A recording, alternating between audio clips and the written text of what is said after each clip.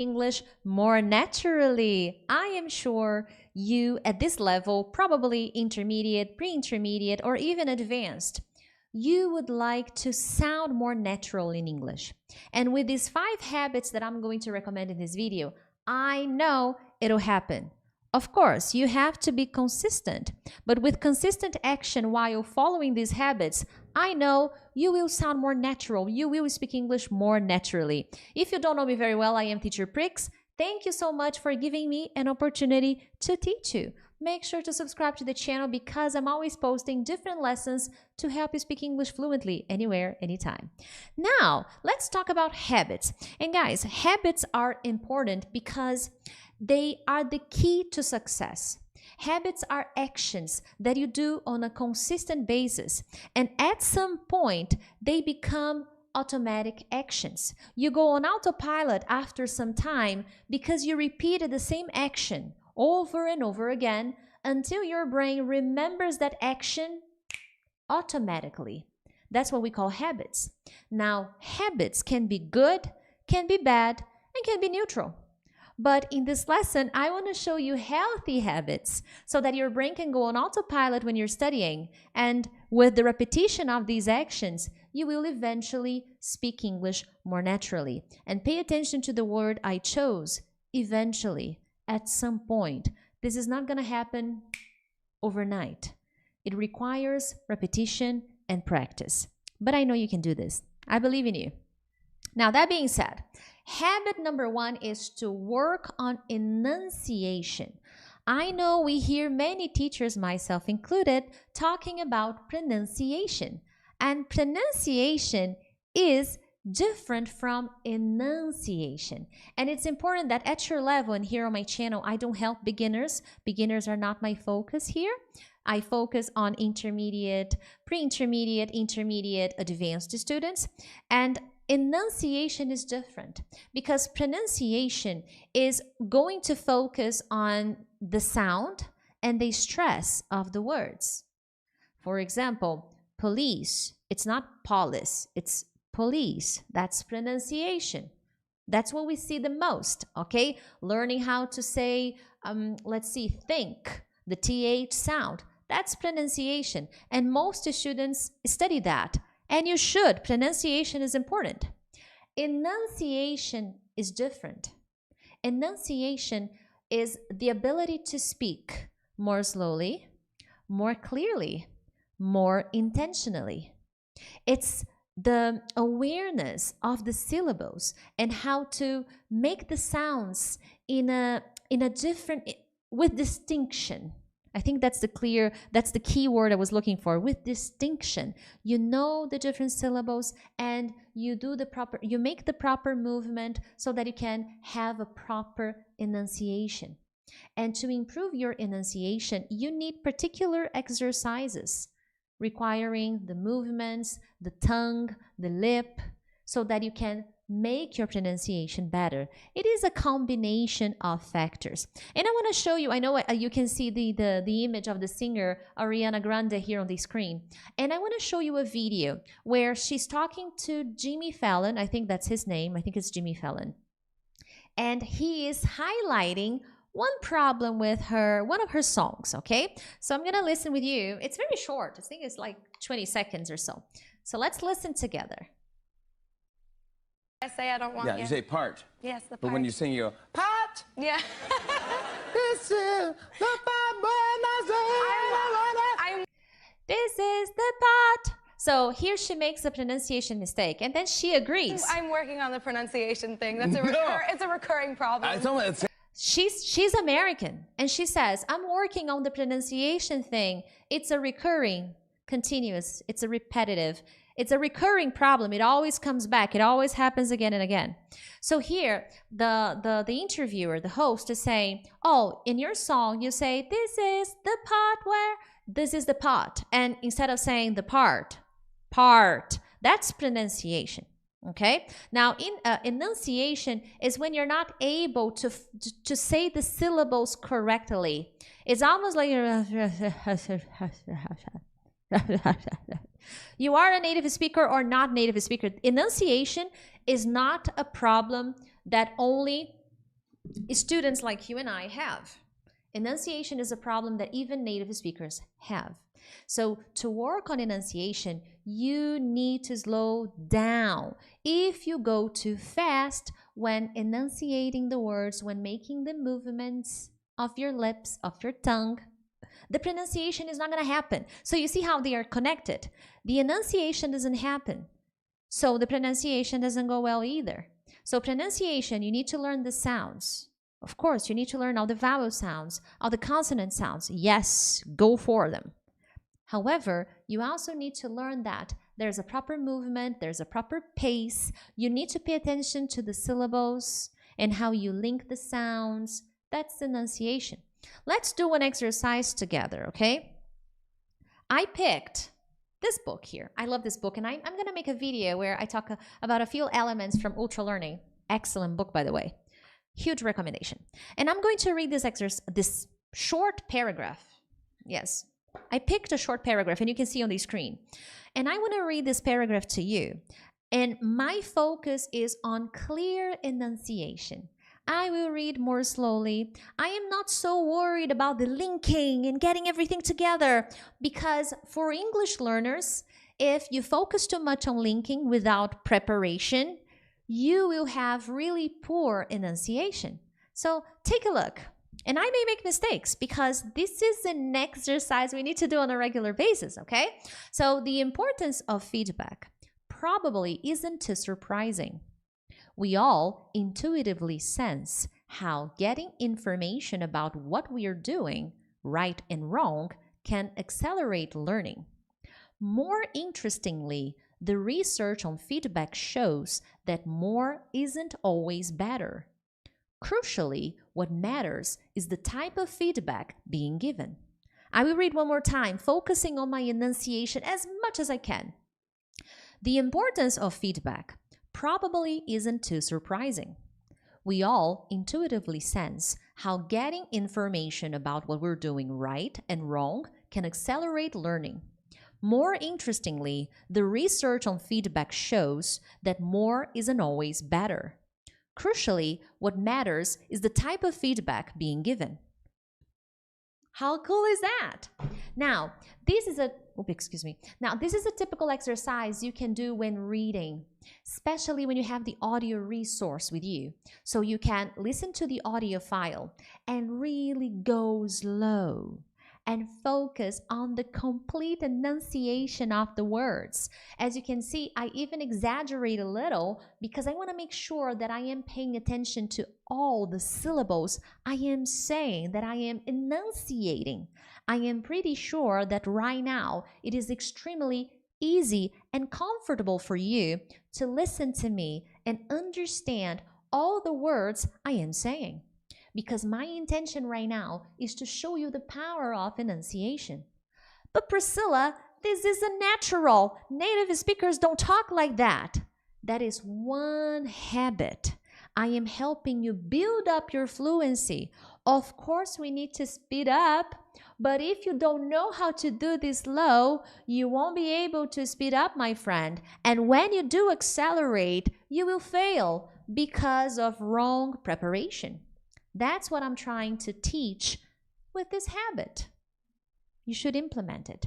So use materials that will help you listen and read at a really slow pace while focusing on reading the syllables of the words properly and really exaggerating the movement of your lips and tongue. That's how you work on enunciation.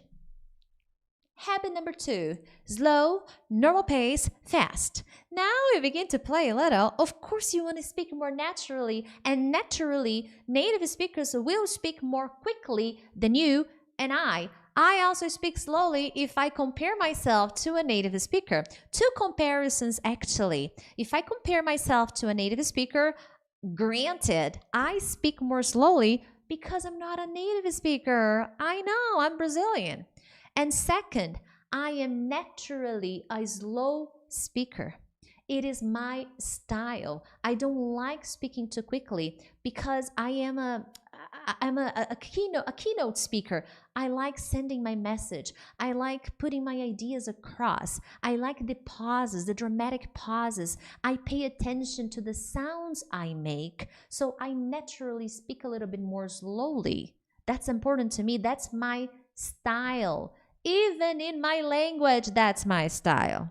I tend to sing a little when I'm speaking. I have this singing voice. I like singing. It's my thing. So this is my style. But when I am practicing, and the two tips, the two habits are connected, habit number 2 and habit number 3, pay attention. Habit number 2 is, I want you to play with the speed of short sentences while you're working on pronunciation and enunciation. So if I go back to the paragraph, the importance of feedback probably isn't too surprising. I can play with the speed. I go slow, then I go at normal pace, then I go fast. Can I do this? Because this will help me with my enunciation, with my pronunciation, with my intonation. I will teach my brain to catch up with the speed while paying attention to the power of my movement, my enunciation, and also working on pronunciation, because if I don't know the sound, I will not speak naturally. I will inevitably make a mistake. So when I pick a short paragraph like this and I go slowly, like I did before, the importance of feedback probably isn't too surprising. And then I go at normal pace. The importance of feedback probably isn't too surprising. Then I try to go fast. I didn't do this before, okay? The importance of feedback probably isn't too surprising. That's faster. That's faster for me. And again, here I have an important observation. Fast means fast for you. You don't need to go as fast as an American, as a Canadian, as an Australian. You need to go faster than your comfortable pace. So you go slowly, you go at a normal pace for you, then you go fast, which is fast for you. And you pick really short paragraphs, short sentences like this one here on the screen. Is there anything I can do for you? Then you go slowly to work on your enunciation. Is there anything I can do for you? That's really slow. That's slow for me. Is there anything I can do for you? That's a little like at a normal pace. Is there anything I can do for you? That's faster. And then I gradually improve my ability to speak naturally because I mastered the sound. I mastered the movement. I mastered the intonation. Now I master speed. And speed is part of speaking more naturally, but you have to master the speed. I remember that many years ago, I had this student who spoke really quickly. However, he had enunciation and pronunciation problems. And one day I confronted him and I said, look, I appreciate your effort, but I don't understand you. And if you keep on doing this, nobody will. At first he was offended, but then he listened to me and he gradually slowed down. It was a process, okay? But he accepted my feedback and he accepted my strategies and he improved his communication. That's what I want for you. And habit number 3 is connected to habit number 2. And you're going to use, there's one website recommendation, which is playphrase.me. I will leave the link in the description of the video after I finish the lesson, okay? And with this website, you can type a word or a phrase and you will find many short scenes from movies and TV series where, oh, it's habit number 3. I think No, it's habit number 2. Did I add another habit? Okay, like 1, let's see, 2. Oh, no. Habit number 2, this part of the micro-listening practice is just a compliment, okay? I got ahead of myself. To find short scenes from movies and TV shows, you can use micro-listening practice exercises. And basically, that means you're going to use this website that I was talking about, playphrase.me, I think that's the name. And there you type a sentence, you type a question like this one. Is there anything I can do for you? What's going on? I'm not sure. These are really short phrases. And in this website, you are able to find those short phrases. And you will be able to work on your speed, fast, slow, normal pace, and fast. And maybe what the native speaker is saying is fast for you, but that's okay. So you can go slow, your normal, and then try to do what they're doing. And this would be a good exercise for you to work on the slow, normal, fast, slow, normal, fast. That's my recommendation of how you can find inspiration and ideas of exercises, phrases, short conversations, or you can use really short paragraphs from books where you have the audio file. Okay, that's essential. Crucial, actually. Habit number 3, and hey, you can support the channel by hitting the like button.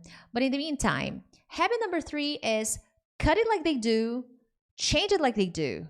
Native speakers cut things. Native speakers sometimes speak a little incorrectly. Native speakers change things, and it's important that you do the same. Of course, always analyzing the level of formality, where you are, to whom you're talking, because that matters. So look at this example here. I'm gonna be honest with you. I'm gonna be honest with you became I'm gonna be honest with you. And depending on the person you're talking to, they may say, I'm gonna be honest with you. I don't like it. I don't even know how to do that well, but it's possible. So I'm gonna be honest with you instead of I'm going to be honest with you, or I'll be honest with you. So cut it when they do it. And this is something you need to study if you want to speak more naturally. It is a combination of vocabulary, grammar, and speaking, because you need to become familiar with these abbreviations, with these differences, with this more conversational English. So that is a requirement if you want to speak more naturally like they do it. Now, I'll be honest. I'll be honest with you. I don't like I'ma be honest with you. But it exists. So you need to adapt. Oh, they're gonna love this. They're gonna love this. They're gonna love this. Now, is it correct? No, they are going to love this, or they're gonna love this. But they're gonna love this? They're gonna love this? That's how they say it in the streets, y'all. And it's possible. So habit number 3 means cut it like they do. So remove things the way they do. Don't create your own rules. Become familiar with them. There are many situations when native speakers remove certain words, and despite being incorrect in terms of grammar, it is acceptable in terms of communication. But you need to analyze where and when to do it, and with whom you do it, okay? Be careful. For example, did you finish this? Did you? Instead of saying, did you finish this? Did you? Did you finish it? Did you finish it? Did you finish it? Did you finish it? Oh, Priscilla, that's how they say it? Yes, that's how they say it. And you don't need to do this all the freaking time. But whenever you add a little bit here, a little bit there, you sound more natural. That's my intention with this lesson. If you do this sometimes in your speech, you will speak English more naturally. They will feel that natural vibe coming from you. And that's my intention with this lesson, y'all. And hey, as I was saying, make sure to subscribe to the channel. And if you're interested, I have amazing products waiting for you. My study plan, my speaking exercise ebook, my speaking challenge 30-day to boost your English speaking, my academy, my 101. Check the links in the description and make sure to invest in yourself. But here we go.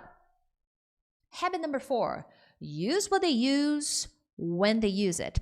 Now, habit number 3, to help you speak more naturally, is to cut things how they cut it and when they cut it. All right, very nice. And change when necessary. Now, here is in terms of using what they use. Use what they use when they use it, and where they use it. And these three things matter because sometimes you see a really cool expression on TikTok or YouTube or Instagram, and you're like, wow, I like that expression. I'm going to use it. But you use it in the wrong place. You use it with the wrong person. This is something I work on with my students in my academy because in every module they have vocabulary, but I teach them what native speakers use and I show them where native speakers use those words, expressions, phrasal verbs, and idioms because the place, the situation matters. So you need to learn what to use, where they use it, and when. Because sounding natural is not just pronunciation, but the words you use, the vocabulary you use. And at an intermediate level, many students struggle with their choice of words. One example that I'm sharing here on the screen. Look at the first example and look at the second. I used the same verb, but in one situation, the verb is appropriate. But in the second situation, the verb is not appropriate. Look, I conversed with the Prime Minister, and he is on board with this decision. So look, I converse. Converse means to have a conversation, to talk. It's a verb. I conversed with the Prime Minister, and he is on board with this decision. Now, perhaps it's an interview. Perhaps I am an important politician, an important member of the ministry, and I talk to the Prime Minister, and after conversing with him, we realized it would be a wonderful decision. Whatever it is the decision is. I'm showing you formality. I conversed with someone in a formal setting. So converse, beautiful, mwah, natural. Because speaking naturally is not about using informal English, and this is what you need to pay attention. Speaking naturally has everything to do with where you are and with whom you're talking. If you're talking to someone at a formal environment, you will sound natural by speaking formal English. You will not sound natural if you talk like a teenager from TikTok when you're having a meeting with your manager. See, that's what speaking naturally means. Working on intonation, pronunciation, all of that. But also understanding that you need to use what they use. Otherwise, you will sound crazy, stupid, bad. And this is something we can fix very easily. This is the easiest one to fix, okay? Look at the other one. Oh, yeah, last night I conversed with my best friend. It was fun. I conversed with my friend, my best friend last night? What? Who? No. Oh, but Priscilla, it was in a formal situation. Well, I talked, okay?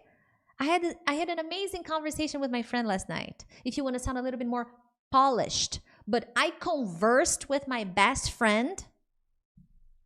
That doesn't make sense. So converse is a good verb, but where are you using it?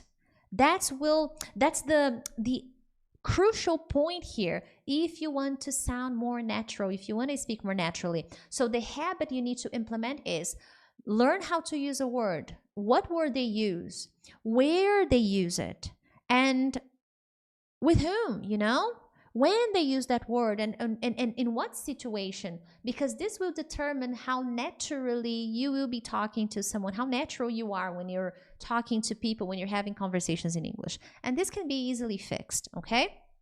And here, another one. Where did I fix the number 5?